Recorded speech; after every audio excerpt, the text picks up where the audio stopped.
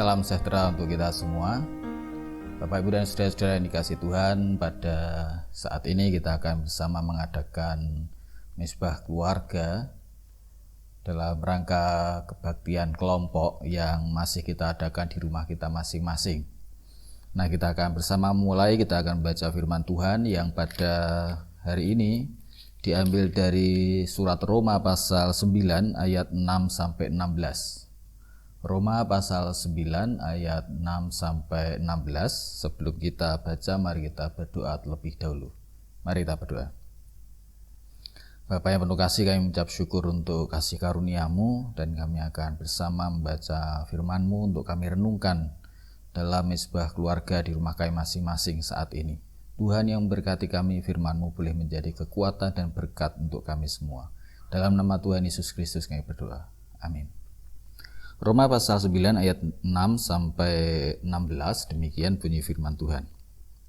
Akan tetapi firman Allah tidak mungkin gagal, sebab tidak semua orang yang berasal dari Israel adalah orang Israel, dan juga tidak semua yang terhitung keturunan Abraham adalah anak Abraham. Tetapi yang berasal dari Ishak yang akan disebut keturunanmu. Artinya, bukan anak-anak menurut daging adalah anak-anak Allah, tetapi anak-anak perjanjian yang disebut keturunan yang benar. Sebab firman ini mengandung janji. Pada waktu seperti inilah aku akan datang, dan Sarah akan mempunyai seorang anak laki-laki. Tetapi bukan hanya itu saja, lebih terang lagi ialah Ribka yang mengandung dari satu orang, yaitu dari Ishak, bapa leluhur kita. Sebab waktu anak-anak itu belum dilahirkan dan belum melakukan yang baik atau yang jahat, supaya rencana Allah tentang pemilihannya diteguhkan, bukan berdasarkan perbuatan, tetapi berdasarkan panggilannya. Dikatakan pada Ribka, anak yang tua akan menjadi hamba anak yang muda, seperti ada tertulis, aku mengasihi Yakub tetapi membenci Esau. Jika demikian, apakah yang hendak kita katakan? Apakah Allah tidak adil? Mustahil. Sebab ia berfirman kepada Musa, aku akan menaruh belas kasihan kepada siapa aku mau menaruh belas kasihan, dan aku akan bermurah hati kepada siapa aku mau bermurah hati. Jadi hal itu tidak tergantung pada kehendak orang atau usaha orang, tetapi kepada kemurahan hati Allah. Amin. Bapak, Ibu, dan saudara-saudara yang dikasihi Tuhan, judul renungan pada hari ini, semua karena kemurahan Allah. Konon ada yang bilang bahwa orang yang paling enak itu orang bejo. Orang bejo itu apa sih? Orang bejo itu orang yang mendapatkan sesuatu bukan karena usahanya, itu bejo. Misalnya pas kita nggak ada kerjaan, kok tiba-tiba ada orang datang memberi pekerjaan, itu juga bejo. Kita bukan mencari, kita tidak berusaha, tetapi kita mendapatkan bagian yang baik. Atau misalkan kita pas sendirian di rumah, tiba-tiba ada orang yang datang memberi makanan, itu juga bejo. Pas kebetulan saat itu kita belum makan. Jadi orang yang paling enak itu memang orang bejo gitu kan. Karena mendapatkan sesuatu bukan karena usahanya, tetapi semata karena belas kasihan orang atau karena kemurahan hati orang. Nah, Bapak Ibu yang dikasihi Tuhan, di dalam kidung itu dulu ada lagu yang mengatakan kabejaning tiang Kristen. Jadi orang-orang yang percaya kepada Tuhan itu disebut orang bejo. Loh, kenapa? Dan ini memang benar ya. Kenapa? Karena kita dijadikan sebagai umat Allah itu bukan karena usaha kita, tetapi itu semua semata karena kemurahan Allah. Nah, ini yang penting ya, bahwa inisiatifnya itu berasal dari Allah sendiri, bukan dari diri kita. Lah mungkin ada yang bertanya, lah kok bisa Tuhan itu memilih kita atau memanggil kita? Kok bisa Tuhan itu bermurah hati kepada kita? Ya bisa. Kenapa? Ya tidak tahu, itu misteri kasih Allah gitu kan.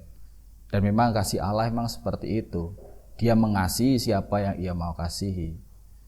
Dan memang benar kan, sebenarnya kalau orang mengasihi itu kan tidak perlu ada alasan. Ya, kasih itu tanpa alasan. Dan itu yang dikerjakan oleh Allah pada kita. Kalau kita baca misalkan, kenapa kok Allah itu mengasihi atau memilih Israel misalkan. Apakah Israel itu bangsa yang besar? Enggak. Kalau kita baca dalam Ulangan pasal 7 ayat 7 dan 8 disebutkan di situ, bukan karena jumlahmu besar, bukankah engkau ini yang paling kecil di antara bangsa-bangsa.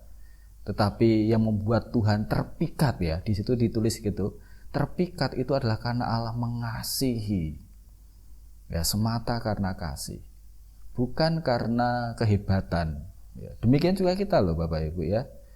Tuhan mengasihi itu juga karena kasih, bukan karena apa yang kita kerjakan, bukan juga karena kebaikan kita.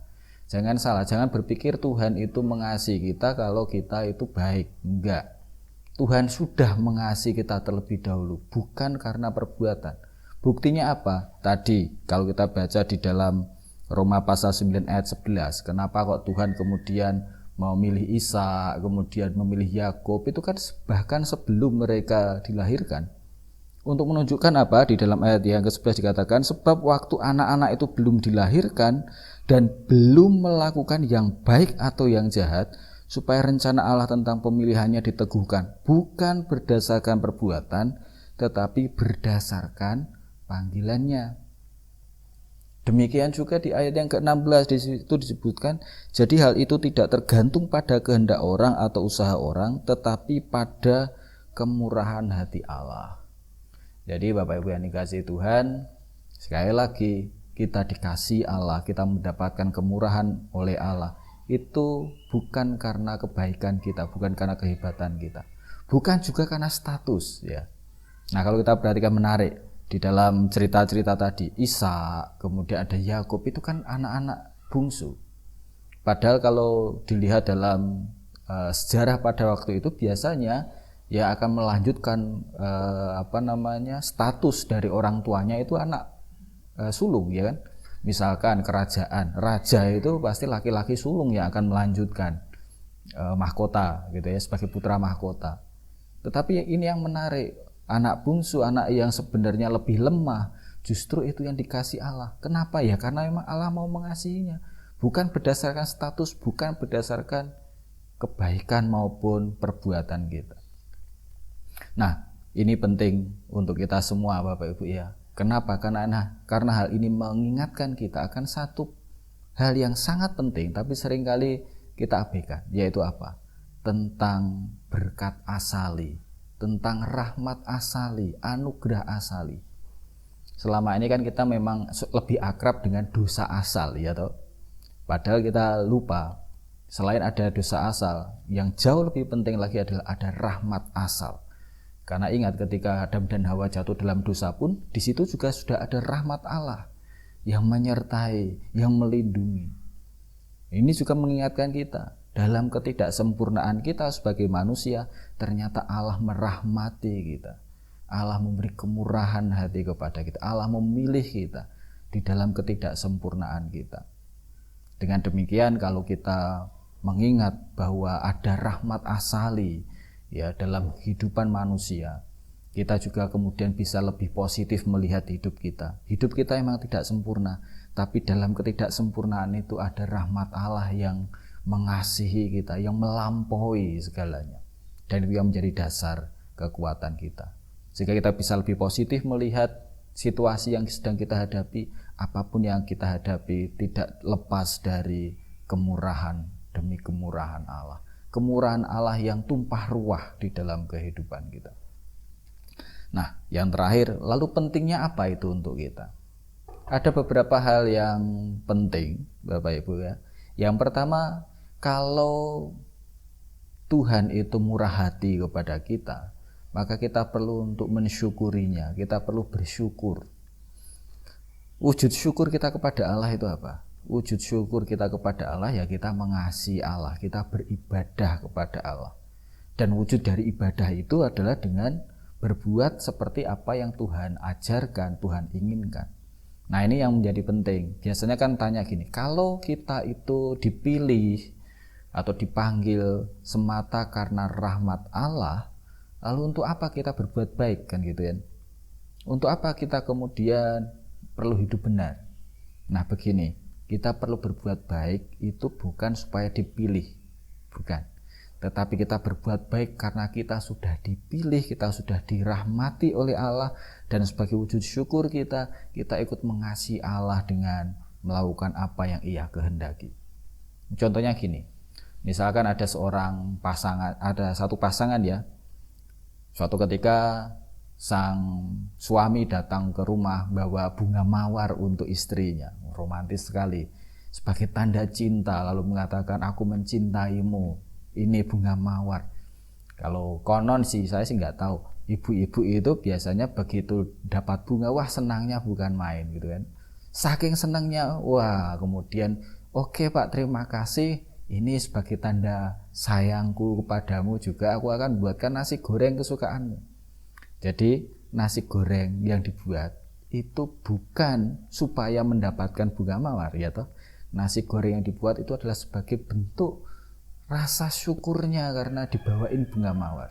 Itu baru bunga mawar. Coba kalau dikasih bunga bang, wah lebih lagi gitu ya.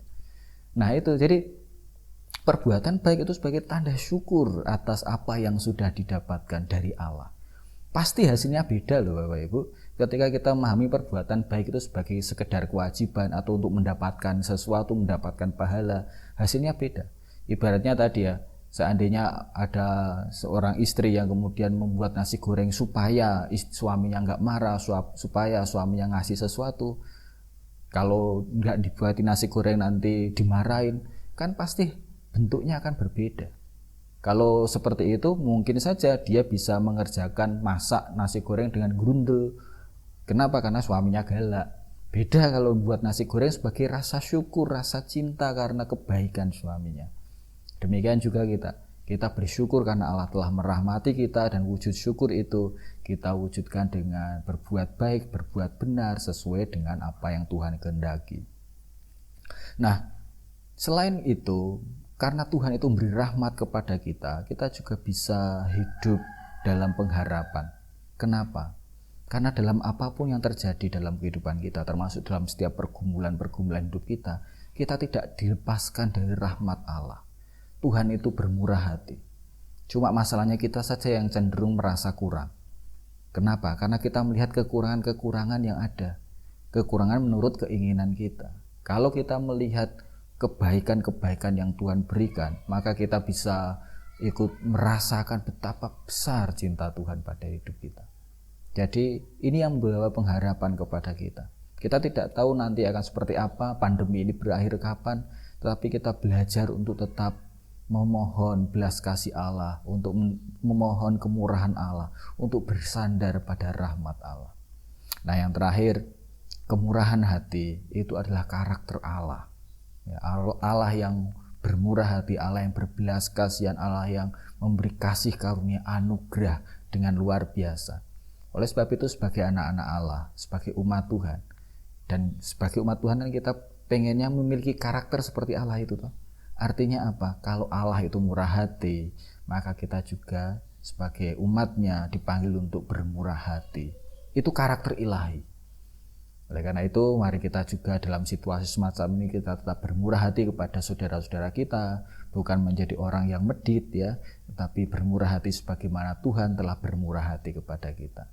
Tuhan memberkati kita semua. Mari kita berdoa. Bapa, kami bersyukur untuk kemurahan-Mu yang memberi kekuatan kepada kami, yang menjadikan kami umat-Mu, milik-Mu. Dalam segala keterbatasan kami, Engkau merengkuh dan mengasihi kami. Kiranya ini menjadi kekuatan sekaligus juga menjadi semangat kami untuk menjalani hidup kami.